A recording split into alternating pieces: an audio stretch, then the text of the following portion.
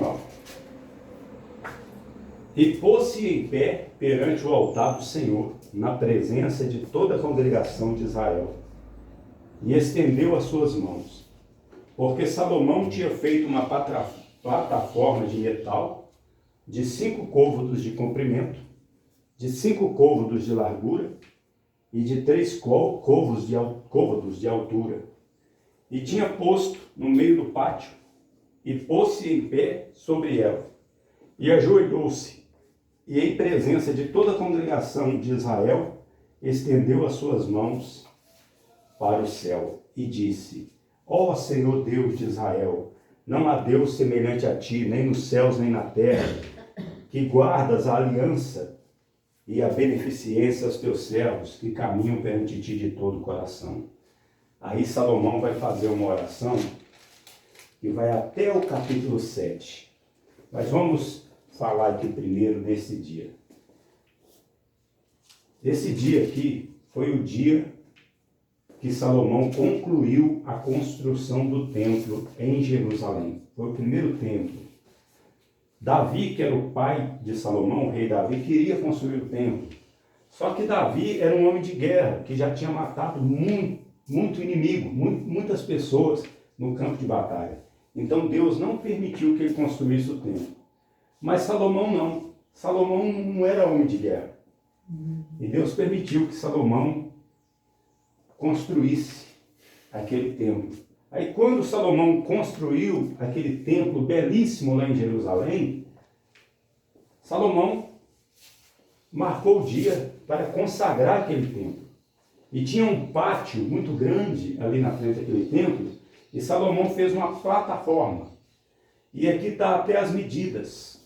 Pelo que nós podemos ver, era uma plataforma quadrada, e que media, a plataforma media de largura e de comprimento, media 5 côvados. O que vem a ser o côvado? Era a medida da época. Um côvado é a distância do cotovelo até o dedo, o indicador. Então, essa medida aqui é um côvado.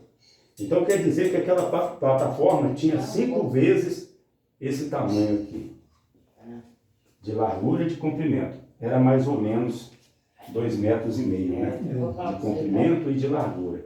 E de altura tinha 3 côvados, ou seja, 1,5 metro, mais ou menos, de comprimento, de altura. E Salomão, ele subiu ali naquela plataforma, ficou de pé, depois ele ajoelhou e ele fez uma oração com as mãos levantadas. Ele subiu lá na plataforma, né? Subiu naquela plataforma, dobrou os joelhos e levantou a mão. E fez uma longa oração ali para consagrar aquele templo. E é muito importante nós lermos o que vem a seguir nessa oração, porque nós vamos aprender muitas coisas aqui nessa oração. Muitas coisas que algumas pessoas hoje não entendem. Por exemplo, existem pessoas que ficam falando aí na internet para o povo não ir na igreja, porque Deus não habita em templos feitos por mãos humanas, e que porque Deus não habita num templo feito por mãos humanas, a pessoa não deveria ir na igreja. Então muita gente ouve isso e diz assim: então eu vou buscar a Deus sozinho, eu não preciso ir na igreja, a igreja não é importante, ter um lugar de oração não é importante. Tem muitas pessoas que não vão em igreja nenhuma, que já foram, mas que acreditaram nessa conversa, porque não compreendem o porquê de se construir uma casa para Deus.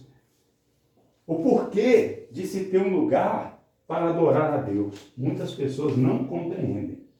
Mas se nós começarmos a ler essa oração de Salomão aqui, nós vamos entender o porquê que Deus quis que esta casa fosse construída. Realmente, Salomão construiu essa casa com os seus empregados. E esta casa foi feita por mãos humanas. Mas essa casa era a casa de Deus. Embora Deus não habitasse lá. Mas o nome dele estava ali. E Deus queria e honrava aquela casa. Então, veja o versículo 18, o que Salomão diz? O versículo 18. Mas, na verdade, habitará Deus com os homens na terra? Uma pergunta, né? Eis que os céus e o céu dos céus não te podem conter. Não te podem conter, quanto menos esta casa que tem edificado. Então veja que logo no início, Salomão já disse, ó, o Senhor vai habitar aqui nesta casa que eu fiz? Obviamente que não, porque o Senhor é muito maior que essa casa.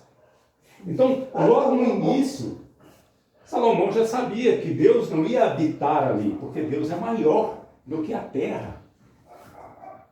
Mas por que ele estava fazendo a casa? Porque Deus queria que ele fizesse aquela casa. Aquela casa iria representar a casa de Deus na terra. Tanto é que se nós olharmos lá no capítulo 7, versículo 5, aí na mesma página, aqui ó, aqui no finalzinho, diz assim, 7:5, e todo o povo consagraram a casa de Deus. Era uma casa que Deus não habitava, mas era a casa de Deus.